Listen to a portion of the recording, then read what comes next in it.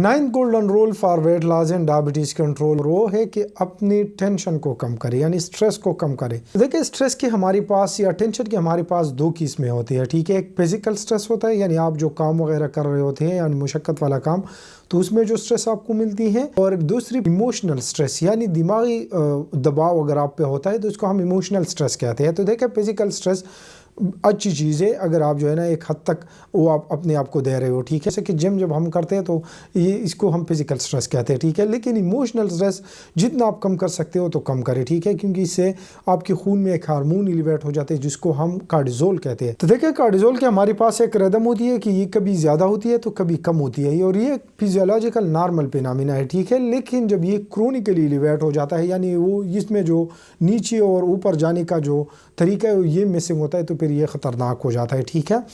तो इसीलिए आपने क्रोनिक स्ट्रेस से ख़ुद को बचानी है, इमोशनल स्ट्रेस से आपने ख़ुद को बचानी है। हालांकि फ़िज़िकल स्ट्रेस अगर आप जो है ना बदन को थोड़ा देते हो दिन में तो ये अच्छी बात है, ठीक है। थोड़ी सी स्ट्रेस से आपकी बॉडी में जो है ना वो पेट मोबिलाइजेशन होती है, ठीक है। आपकी बॉडी जो है ना पेट की तरफ जाती है एनर्जी के लिए, तो इसीलिए एक्यूट स्ट्रेस अच्छी चीज़ है। क्रोनिक स्ट्रेस से ख़ुद को महफूज रखें, ठीक है।